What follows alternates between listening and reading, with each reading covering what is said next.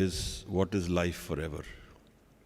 And we don't know unconditional happiness. So all conditions of happiness turn into sorrow when the conditions change. The Ek Omkar pervades the entire creation. The Creator Himself rests in the creation. And our meeting this energy completes us. Until we do not meet it, we do not find completeness. If we go out of our house to visit someone, and on the way there is a traffic jam, or the tire of the car is punctured, or a car has a problem, this irritates us. Our thought lies in a meeting and going to this place we have thought of. And when that is incomplete, we are not at rest. Just like that, we have a destiny to fulfill within ourselves, which maybe consciously we are not aware. But the whole exercise of Gurbani, the Vichar of Gurbani, meeting of saints, meeting of personalities who discourse and talk about the beyond, all this is for this purpose, that we bring to the conscious level what lies subconsciously within us and disturbs us. There is a wandering in all of us. There is a seeking in all of us. And this seeking, we can find this seeking in many facets of life. When an engineer is looking at solutions of a problem, he is seeking something. When a doctor is doing a research on a disease, he is seeking something. It's this seeking which takes us ahead of what we are. I remember the story of Archimedes, if you have recollected in your school times. Eureka, Eureka, Eureka. Archimedes was lying in a tub, and he thinks of this problem, the solution, within the tub, and he is so exalted, he runs out and says, Eureka, I found it, I found it, I found it. He found the answer to gravity, to water, to the principle. The question to be asked is, how can somebody find something while lying in a tub? Often enough, thoughts and answers come to us from beyond and we don't know it. Because there is so much garbage in our own mind that we can't filter out what is coming from beyond. Ghalib in one of his shares says, आते हैं गैब से मज़ाम ख़याल में, गालिब शरीर खामा नवाए सरोश है. आते हैं गैब से, from the beyond come these issues in my mind, मज़ाम मामले ख़याल में. This sound of my pen, the screeching sound of my pen, is the sound of the beyond. Actually, Ghalib in one of his own shares says that had he not been a drunkard, he would have been a saint. ये मसाइल तज़व्वुफ़ ये तेरा बयान गालिब, तुझे हम बली समझते कि नबाद अख़बार होता. So these answers come from the beyond. And what is the beyond and what is the me? This is the equation we cannot figure out in the conscious level unless we contemplate. We are more focused, we are more dhyan experienced people. Because spirituality is an experiential phenomena. You may listen to 1,000 words explaining a certain state of being, but unless we know it, we don't know anything. We just know words. In fact, the words can be confusing. In fact, they can mislead. We can often start thinking we know it when we don't know it at all. In our thoughts, we imagine it. This Ek Omkar is our search. It's our completeness, it's our love. It's our happiness, a source for everything which we are. It's the river source which we are. I remember the salmon fish, if you know what happens to salmon. Salmon is born in the beginning of a river and it flows down the river into the ocean. And somewhere in the middle of its birth cycle, it starts traveling back upriver. And it goes up the river, and at the source it spawns. It gives birth, it gives eggs, and it dies there. Like the salmon finds rest in its source, we will find rest in its source. The difference is that if we are able to unravel this mystery, this me, this beyond me, then we can consciously, during our lifetime, know this phenomena of Ek Omkar, experience it, and live it. And that's what the definition of the word Sant is. One who has been able to go beyond his end, go beyond Kal, beyond death. Because the wandering of the mind and the wandering of the body, the travel of the body and the wandering of the mind have a purpose. If we really ask the question, what was the need for all this, the answer will be, it's a play. In Greek plays, there's a word called persona. When they have these Greek theaters, they use these faces, these masks, and they hold it in front of their face and they play the role of that mask.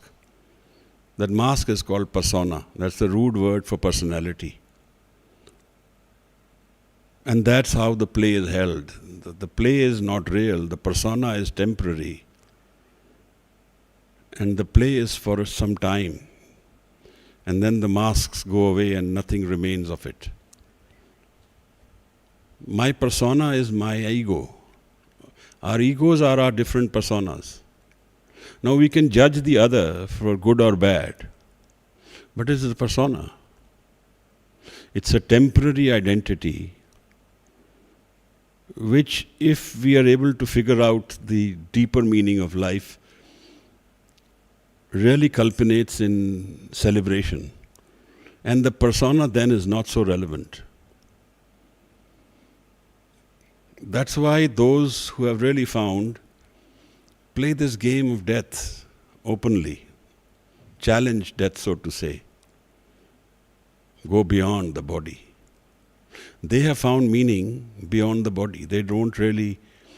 Nothing really changes materially for them because they have found a new space within themselves, which is more eternal, which is more real, which is more sustained.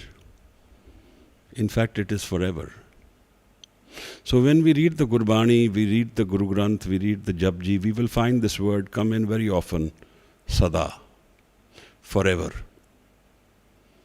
I think this word singularly defines spirituality in its own way, that which is forever. Do I know anything which is forever? Do I have anything in my life which I can claim and say it will be forever? Do I know what is forever? Do I know this space in creation? Is there such a space? Because there can be a doubt about that as well. But spirituality reinforces this word again and again. Sada. Jo sukh ko chahe sada. Happiness forever. Saran Ram ki le. Gaviye suniye man rakhiye pao. Dukh par har sukh kar le jaye. Go beyond yourself, go beyond your identity, find happiness within your house.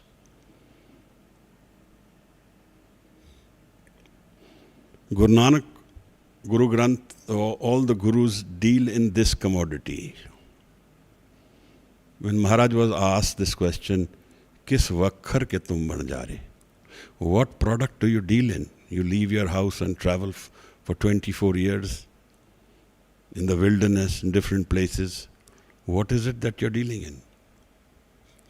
Maharaj says, Saach vakkar ke hum ban ja rahe. And like we discussed in the last session, Satya Naam, Satya means forever. As is the root word, that which is, will be, and which is forever. Me, my personality, my body is not forever. The equation between this me and Ekomkar is the unraveling of spirituality within us. And all pain comes from this separation. Gham che bashat gaflat as yaad khuda. What is the cause of pain, gum, sorrow? Gaflat as yaad khuda. Khuda, being unable to remember the Creator, is our source of pain. Now we can deny this. We can say we don't agree with this. There is no such thing that I find happiness in life. But we find only temporary happiness. We don't find permanent happiness. We don't find unconditional love or unconditional happiness. Everything around us is changing. We don't find the unchanging world. And Satnam means the unchanging, that which is forever stable. Now if I go from one moment to another, and then another, and these moments are all separated, then one should ask this question, what is the continuum between one moment and another? Like if I get out of a car and go into a house, then I am the continuum. The car is one position, the house is the other position. Like that, one moment and another, what is the stability under it? What is the connectivity? What takes me from one situation to another? What is the connection? The change is not the connection. The change is happening on something which is unchanging. The canvas of life has in it a spirituality inbuilt into it, which is celebration. And we are the artwork. We are the artwork of life. It can look ugly, it can look beautiful, it can look intense, it can look less intense. But the canvas is always the same. And that's what unifies us. That, so to say, is in the modern idiom they use this word, the universal mind. The Ekomkar, that which is one. One thing which we should explore while we go into the Mool Mantar is that everything is one. If all creation is united, then what's the reason that religions are divided? What is the reason for Hindu, Muslim, Sikh, Christianity, these different religions to exist, and then not only exist but compete with each other? Weren't these supposed to solve our problem? Aren't they really creating more problems by competing with each other, by playing the number game, by being competitive in the physical world? One valid question and to explore is, what is dharam? In the yogi mat they say yog, jurna, to connect. Guru Granth Sahib says there is only one dharam. Sarab dharam mein sresht dharam, har ko naam jap nirmal karam. And these identities which we created are superficial. If we have explored that which is beyond the physical structure of a religion and we go into its spirituality, we will be united. But here lies the problem. Most of us don't explore any of our religions beyond the surface. We never really understand the spiritual angle, where all identity is lost. where there is no need for identity. So that's why when you read the Guru Granth Sahib, there is no identity, there is no personality. The whole equation between man and naam is being explored. The man and the spiritual revelation of life is being explored. There is no identity, personality. Which brings us to today's word, Karta Purukh. So then, in this religion, this religious conflict which we've created, the source of that conflict is the lack of understanding of our own spirituality. That's why in most of the spheres of the world today, there are non-believers who believe in no religion as being the fastest growing segment of any society. Whether it be the Western society, it's because they find that in the spiritual identity there is more conflict. Now, if these religions were all born at the same time, they would not be so conflicted, they would not be so divisive, because the revelation will come all together to everyone. But what happens is that with the passing of time, the word of the Messiah or the Guru goes into the hands of those who don't want to explore the spirituality of life, but they want to use it as a tool. So it becomes a tool of our ego, for our ego to grow. Whereas spirituality is actually supposed to go beyond our ego, beyond our persona, beyond our personality, go beyond ourselves, go into the infinite dimensions of life, merge with the Creator Himself, just sit and go. Zazen, just sitting and letting go. Letting go of all structures, letting go of all tools which hold us, letting go of all bondages, letting go of all traps, letting go of all karam.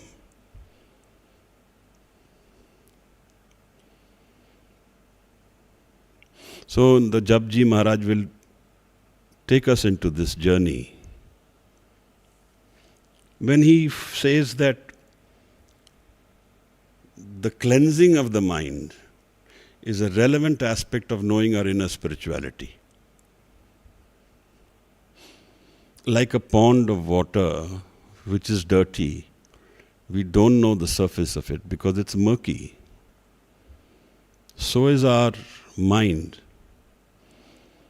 Murky with our ego, with our identity crisis, with our own conflicts, with our incomplete thoughts, incomplete desires. All this is a big baggage we hold. Yesterday I was listening to a very beautiful story between Guru Gobind Singh Sahib and Shamir.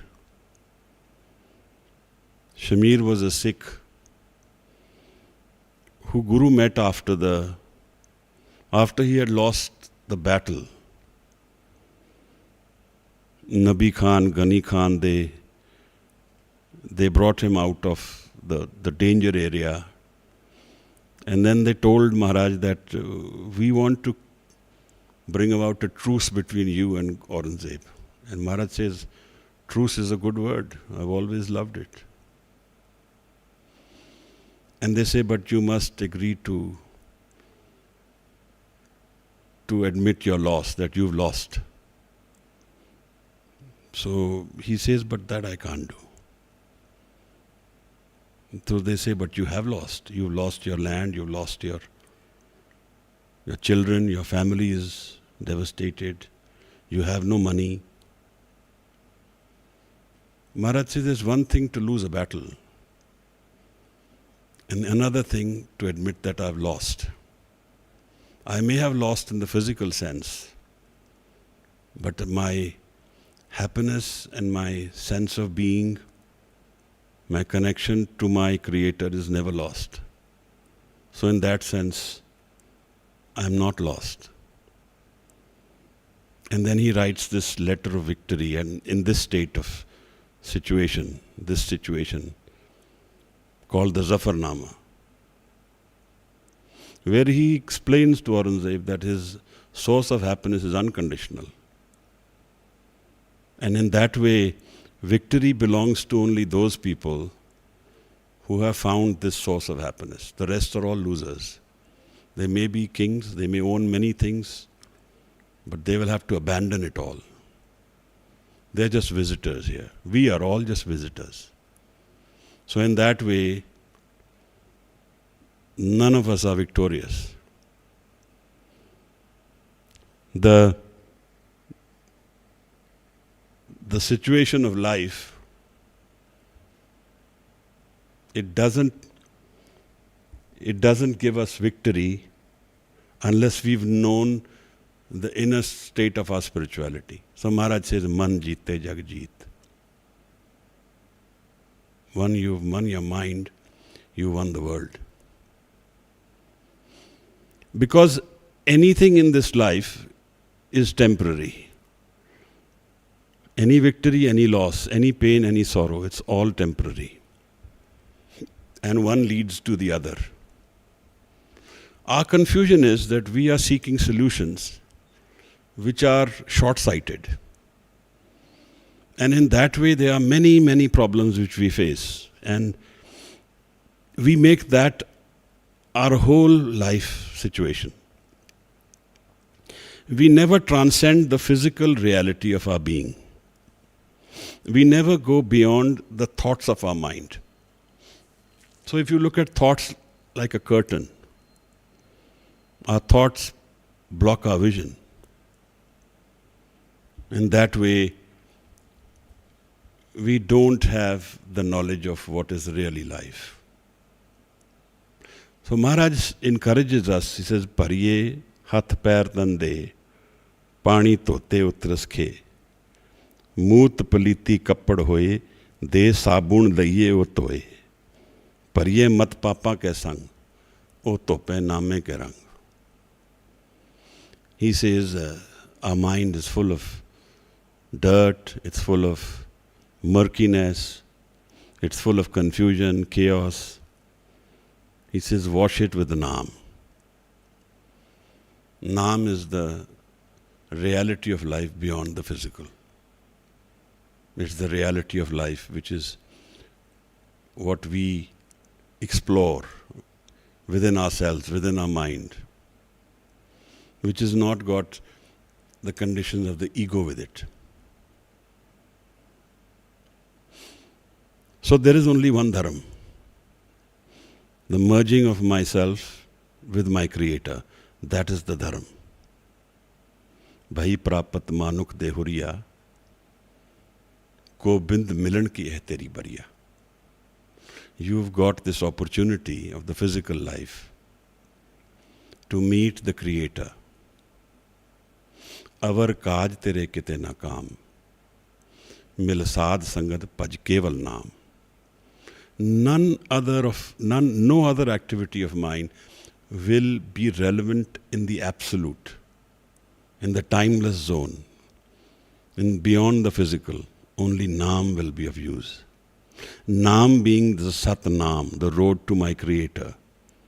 Naam being my inner calling, my hunger for meeting my higher self. That's the word people use now. But the ego has to go.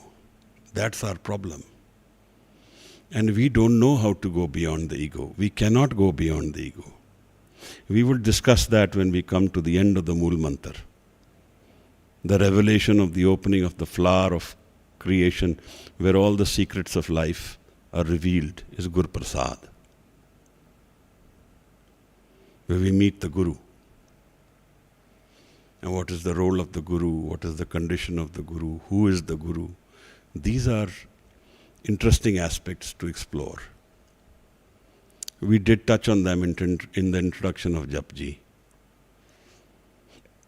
So Maharaj says, Ek Omkar, Satnam, Karta Puruk.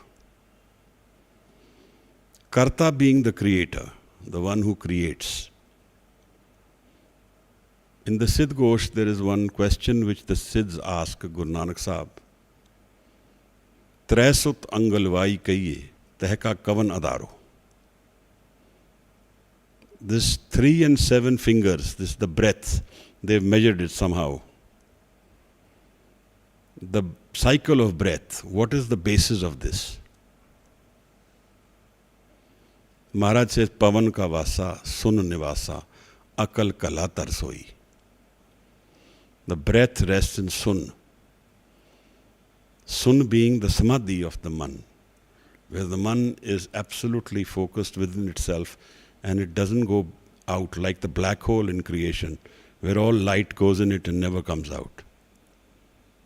It's not black, but the sun is the state of being which is vibrant and which is completely within itself, and all energies are in it, where all the external connections are disconnected. Sun is a state which Guru Nanak Sahib refers to in multiple times in the dialogue of the Siddh Gosht. When he says, even when there was no body, when there is no man, then what is? And he says, Sun reha bairagi. The man remains in Sunavastha. The Creator himself is in Sunavastha. We come from there. And that's what happens when we disconnect from our mother's womb. Our connection to our Creator is disconnected and our ego takes birth. Live chudki, lagi trishna, maya amar vartaya. And the world of maya, we play in that then. So the ego is a tool for living in the physical world. But I referred to the breath, because all of life is centered around breath. If we don't breathe, we cannot live. Someone asked a good question, do we breathe or does breath come to us? And the answer is the breath comes to us. We don't consciously breathe. We can't stop our breathing. If we could, there would be many more suicides than we have. But breath does stop. And why does it stop? What are the reasons for it stopping? We can answer in the physical, medical terms, or we can answer in the spiritual terms. This is his hukam. When he wants to, he ends the breath from coming. When he wants to bring more change, or when the body is gone, or even when it's not gone. It entirely depends on the hukam, on the order of the Creator. So the Karta, the Creator, in this way plays with us in our internal self in every way. We may be doing something, because this issue will come. If I am not, if he is the Karta, if God is the Karta, then what am I doing? Is the question. Then what should I be doing? If everything is the Creator, then why I am acting, and why I am being blamed for my actions, and why I get punished for my actions. These are questions which come about with when the mind becomes more seeking solutions, but also being sharp in its own way. We will find out, discuss those aspects today. What is my role in all this, and what is my role and my relationship to the Karta? So Guru says there is one Karta. Ek Omkar, Karta. Purukh. Purukh literally means he resides in his own creation. He is just a terminology I am using. God need not be masculine. In fact, there's no gender issues. The Creator is an energy. We often say he, but I don't mean any offense to the feminine. The issue here is that if there is only one, then who am I? So I become two. So the world plays in trinity, in three. When I see something, then my seeing and the act of seeing and that which is being seen, these are three. That's how world comes about. The Tre. So you find Trinity in many forms of religion, in its own way. In Christianity, in Buddha, in Hinduism, it's defined in its own dimensions, the Trinity. Of course, Guru Nanak doesn't play in Trinity, he plays in Ekomkar. Every step of Guru Nanak's life, of Guru Nanak's discourse, of Guru Nanak's exchange, communication has only Ekomkar in it. There's only one, there's no two. I become the two, separated by my own ego. So ego is the wall. Between me and the Creator, ego is the wall. Now, ego being a necessary wall, so to say. I think Nietzsche was the one who said, this is a necessary illusion. If I was to assume that I'm going to go on a journey for a drive, let me say, and I assume I'm going to reach where I'm going, but there are no such guarantees. So this is an assumption. I go to sleep, I'll wake up in the morning, but this is an assumption. But these are necessary illusions. If I don't have these illusions, then I can't live. If I face this fact that I may never wake up in the morning, then I will never be able to sleep. I will never be able to live. If I face this fact that I'm going on a journey I may never arrive, then it will become very haphazard. It will become a chaotic situation. So this is a necessary illusion. So in Guru Nanak's terms, he says that the home, the ego, is a part of the Creator's play. Without creating this wall, there would be only Creator himself or herself. The Creator creates this game and creates the ego. So then how am I to blame?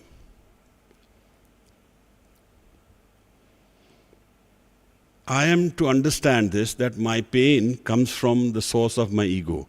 The ego life is conflicted, it's wandering, it's incomplete, and it's never restful. These are things which I can observe when I live it completely. So denial in life will never get us the necessary exposure and understanding of life. And only when we've understood life do we get the stimulant to go beyond life.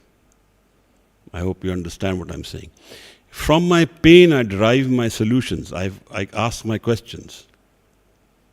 But if I deny myself the pain, if I'm in denial of pain, then I will not seek my solutions.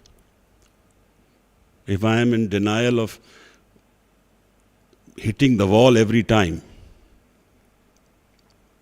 then I will not understand that I am being taught something by the Creator, that my reality lies beyond my ego. So I can live the transient world, and while living it, I can know the eternal world. I can know that world which never changes.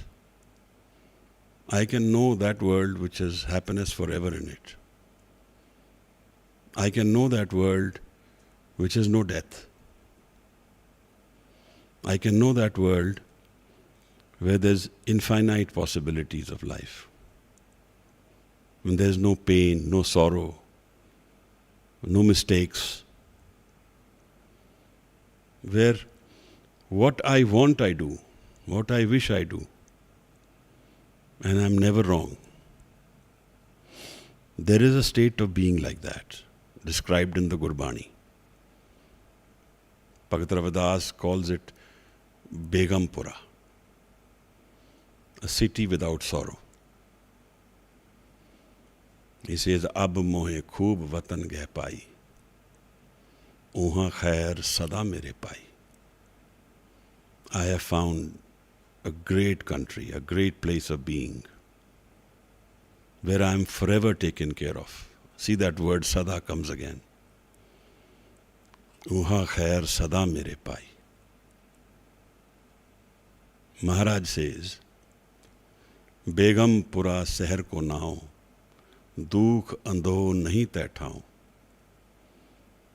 The city, the sheher which is without sorrow, where there is no dukh, no sorrow. andho anxiety, none exists there. And then he explains this whole state of being. And mind you, Bhagat Ravidas was killed. We find that painful. But Bhagat Ravidas has found his space, his unconditional state of being. That which is beyond his body. So when even his body is taken away, his happiness doesn't go away. That is the victory of life, and that alone is the victory of life. If my culmination of life leaves me in a state where I'm dependent on the physical, then I'll have to keep wandering back into the physical. I'll keep seeking the physical. But if my culmination of life gives me a state of being where I'm independent of physical life, where my condition of stability, where my inner joy is not dependent on the physical, then I've really won this game. That's why the word Anand has no opposite. It's an unconditional state of being, absolute state. Wherever there is an opposite, it's a duality. There are two playing. So one will go into the other sooner or later. Happiness will become sorrow. So now there are two states of being, in the Karta as being one state, and I, my ego, being the other. Whereas the Karta Purukh resides in his own creation. The Purukh, he is within his own creation. Like we create something and then we separate it from it. But he, the creator, creates the creation and is within it. And it's timeless. And his being can be revealed to us. We can know it. So can we see it? No, we cannot see it with the physical eyes. So there is no form or shape like that. But we can see it in the sense from our eyes of our mind. In the Gurbani, there's a word being used, loin surt kare. And we discussed in the last time, what Guru Amar Das told us, that with Gur Prasad, we can understand that state of being which is within us. We can see it. So in this way, darshan word has a relevance to the state of my mind. Darshan is literally meaning seeing. But the Gurbani says that when the mind is dropped, we can see. We can't see till the mind is there. I'm remembering the line, I'll remember it as I go along. And he says that when the man is dropped, then you can see. That's the darshan. So loin surt kare, my mind can then see when it is focused and thoughtless. Third eye is a good way of explaining it. But again, these words confuse us. We really don't know the state. And we use these words and we think we know it. But the idea to know them is to go into ourselves and to go into Shabad. Maharaj says, Jaise jal mein kamal niralam murgai naisane. I think last time I mentioned this line. Like a lotus is in water, yet above it. Man chure kat darshan jaan. Thank you, Gurvinder ji. Man has fallen away. Chure. So then the concept of seva comes. Karta Purukh can be known when my ego is gone. And then how does my ego go? There are many ways. When I do an action which is beneficial to another, which is full of love, and I don't claim that action, I don't claim ownership. I just do it and walk away. The Sufis say, neki kar khoo vich pa. Maharaj says something even more aggressive. Je lode changa apna, kar punho neech sadaiye. If you really want yourself, beneficial to yourself, you want to benefit yourself, kar punho, do good and get called a neech, a lowly person. Don't claim the benefit of what you're doing as a good person. Opposite of that. So in this way, what Guru Nanak is saying, where there is dishonor, stand your ground. Where there is honor, run away. Ego will go. Kar punho neech sadaiye. Don't claim benefits of that. So there's a word which Guru uses for this seva. How do we define seva? Sev karat hove neh kami. Without desire, if I do something which is beneficial to others, beneficial to creation, if I give my love and don't claim ownership of it. My way of giving love is doing something with love. You cook something with love and give it to someone who's hungry and walk away from it. And don't claim it to yourself as well, that I've done this. Sev karat hove neh kami. Do without desire. Tisko hot parapat swami. He transcends himself and meets the Creator.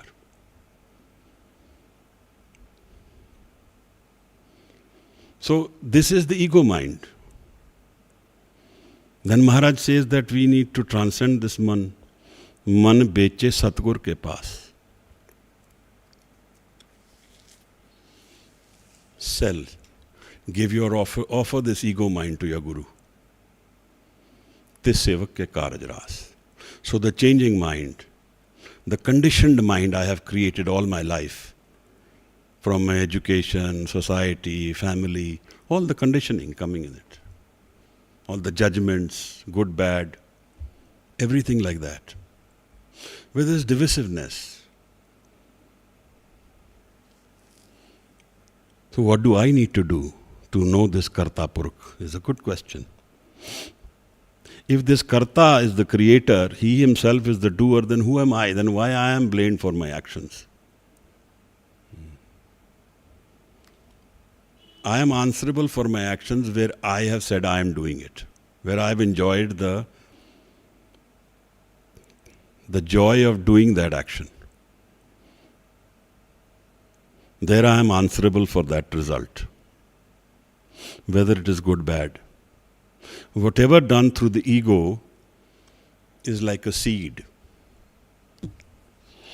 It will find its remnants within my mind, and I will have to answer for it at some stage, whether this life or beyond. So in this way, even half commitments, I have given someone a commitment, say we shall meet again. We will need to meet again. I had an experience like this once. I lived with a very evolved spiritual person in the young years of my life. Immensely loving personality who exposed me to my spirituality. And I used to be staying with him, and there was one day when someone came from Sri Lanka. And he went in to see him, so I never thought anything about it. So he went to see him, and he came out crying. He was drenched in sweat and in tears, and he was completely shaken up. So we gave him some water, we gave him rest, and of course I asked him what happened. He didn't know Hindi. He was a Sinhalese. The Singh Shabad, Buddhism, the Singh, they use that, the mark of the lion, Sinhalese. In Pali dialect, Singh means he has arrived. So he said, I entered the room And there was a vision in front of me where I was in the middle of a battlefield. And he was the personality whom we revered to, whom Sant Niranjan Singh was his name. And he was, that his head was on his thigh. And he looked at him and said, "We shall meet again." In the battlefield, this was what he said. And he said, I opened my eyes from the vision, and sitting in front of me was this person who said, "So we meet again." And he said, I had no end. So this is how life in its incompleteness finds its completeness. And we have to all sort it out. All these threads need to be tied up. These are the nuances, so to say. I remember one occasion of Socrates writing this. He says, when he was dying, he told his friend Crato that go to that corner shop and give him a chicken, because I owe him a chicken and it's standing in front of me. I don't want to come back in life and give him his chicken. That was what Socrates has said. So I refer to this about our incomplete life, our incompleteness, the man being trapped in its own self. So this man, the solution of this man can't be found within it. So Guru says, Lekha katuhu na chutiye. The writing, the record can never be torn away. It will keep going on. Hum khin khin pulanar. Every minute we are forgetting, we are forgetful, we are deceitful, we are sinful, or we are whatever our record is. Bakshanhara bakshade nanak parutar. The Guru and the Creator Baksha graces us, forgives us, and takes us beyond our ego. So when we submit our ego to our Guru, that's when we find Anand. So meeting of the Guru, there is only one condition for Anand: meeting the Guru in the mind, not the physical sense. So making one mind with the Guru, one mind being merging the mind. The Guru says, Jan paropkari aaye, ji taan de bhagti layan, harsyon lain milai. These are people who have come for paropkar, for the other's good. Jivan dan, they give, they bless you with a spiritual life. Ji dan de bhagti layan, and involve us in bhakti. Harsyon lain milai. And in this way we meet God. We meet them and meet God. We meet our Guru and meet God. Guru Amar Das says, Anand paya meri mai sat Guru mein paya. When I meet the Guru, I found Anand. I found unconditional happiness. The only condition being meeting the Guru. And what does the Guru do? Guru takes us beyond our ego. Which is the question in the JAPJI. Kiv satyara hoiye, kiv kude tutte pal. So the Karta and me are divided by my own thoughts, by my own action, by my own karam, by my ego. And the moment I drop the ego and go beyond it, creation is revealed to me. Maharaj says, Jan Nanak bin apa chine, mite na param ki kai. Without knowing my inner self, the structure of me within my mind, the falsehood, the deceit of life will not go away. The mirage will not become real. The reality of life will not get revealed to us. And the reality of life is that life is forever. It's full of joy and happiness, and it's Anand. And it resides within us. The Karta being the creator, I am separated from the Karta by my ego. And this whole Guru Granth Sahib is a way of understanding how to drop my ego. And for this I use the Shabad. That's the Gur Prasad. An important aspect of living my inner spirituality has to do with my ability to focus and listen. Maharaj calls it Surti. Surt Shabad comes from listening attentively. Maharaj says, Gaviye, suniye, man rakhiye pao. Suniye. When we say the Shabad, listen to it intently, with all our mind, man rakhiye pao. We find love within our mind. Dukh par har sukh kar le jaye. We go away from our own sorrows. Sukh kar le jaye. We find the happiness of we find the house of happiness. That house within us, which has no death. That's the state of mind. That's when my mind gets connected to its source. And we can do it while we live. We can't do it beyond our life. We can't do it once we've left the body. Can't happen. So in this way, life is an opportunity to understand and meet the Creator and find rest, peace and happiness. Otherwise, we are all wandering. We are all seeking. Guru Amar Das says, Surnar Munjan Amrit Khoj De. This entire life, all people, all of us are trying to find Amrit. Amrit is love without death, happiness without death, happiness without source, love without source. It's a state of being. So Amrit Gurte Paya. And Guru blesses us with this Amrit. How? By taking us beyond our ego. So the ego is explained by Guru Sahib. He says, Home eo hukum hai, paiye kirt phirai. This is part of creation, part of his hukum, part of his order. And that is why all of us are wandering. Home dirag rog hai, daru bhi isma hai. It's a disease within us, the source of all diseases. Then he gives a solution. Kirpa kare je apni. The Gur ka Shabad kamaye. If he blesses us, if we are blessed by the Creator, we find his Shabad. Kamaye. We will go into the JAPJI and understand what is Shabad. How do we meet the Shabad? What is Surt and Shabad? Because Shabad is our Guru. Shabad is Guru Nanak's Guru.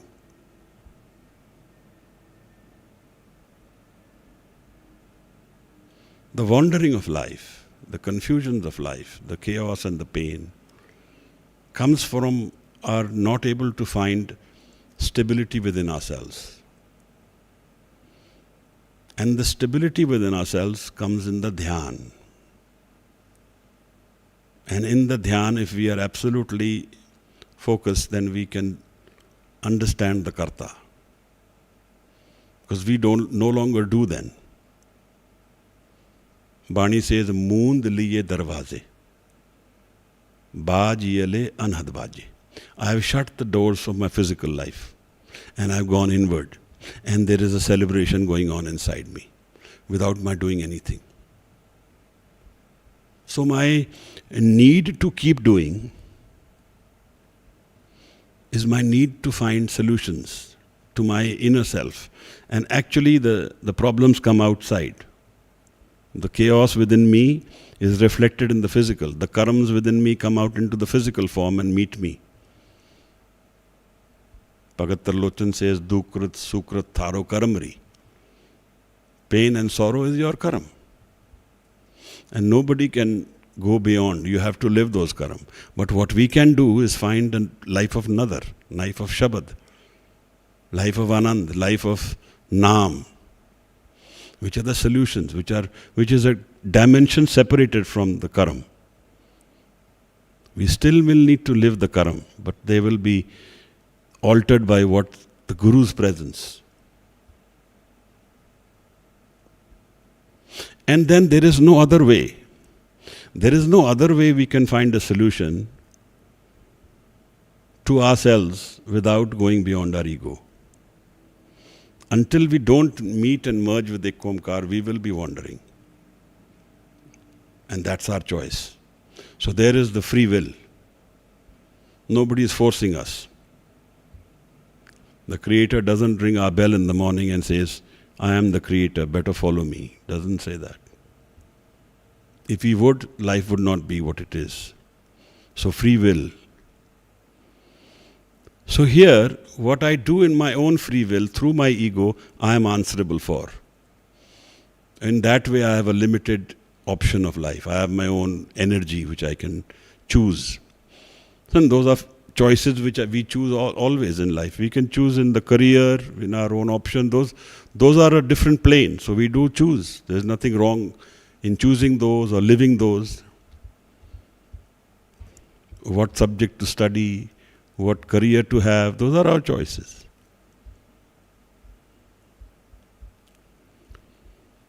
But the breath is his choice. And how long we have it and how long we can use it, we don't know. All of our choices are built on the breath which comes to us. So the Karta is always there in every action we do. Every action of my ego is also through his own energy, the Creator's energy. So in that way, there is nothing really happening here without him. And one very interesting thing which happened by Nandlal Goa after Guru Gobind Singh Sahib Maharaj had gone beyond, Sikhs used to ask him, because he was one poet who was spiritually awakened. He was complete. He was a sant. And his writings are very sublime. And the Sikhs asked him, do you see Guru Gobind Singh Sahib? Do you know? And he said, Ruh dar har jism Guru Gobind Singh. Noor dar har chashm Guru Gobind Singh. Noor dar har jism Guru Gobind Singh. Ruh dar har jism Guru Gobind Singh, Noor dar har chashm Guru Gobind Singh. I see him in everybody of this world, everyone who enters, and I see Guru Gobind Singh. In every eye, I see Guru Gobind Singh. The light in every eye is his light. So, this is an interesting answer. Guru never dies. Guru is always present. Ruh dar har jism Guru Gobind Singh. He is ever present between us, within us. And one very interesting thing which I was told, that Guru is found in the dhyan of the Sikh. When the Sikh does dhyan of the Guru, he is present. So the Guru is merged with his Creator and is always present everywhere. So in that way, Maharaj is never gone away. He is always with us. Sikh ki aradhana vich Guru vasda hai. Karta Purukh. Thank you for today's session. I appreciate your presence. With your coming, I meet my Guru. I look forward to next week, to exploring more of the JAPJI together, and to understand spirituality in ways where we can heal ourselves and find our way to the beyond, to within ourselves, to our Anand. आनंद पिया मेरी माए सतगुरु में पाया. Thank you so much. Waheguru ji का खालसा, वाहिगुरु जी की फतेह.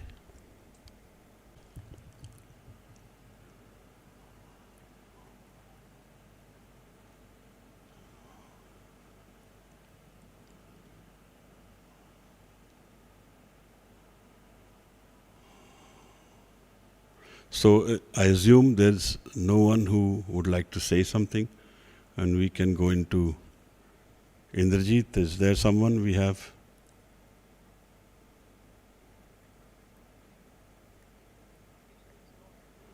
Ji, though we say that the Anand Sahib.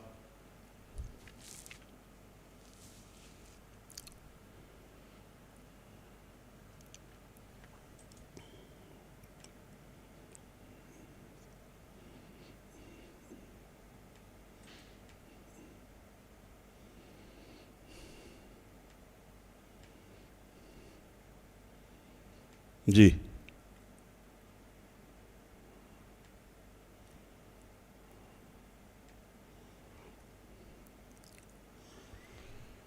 Waheguru. Indrajit. हाँ जी जी.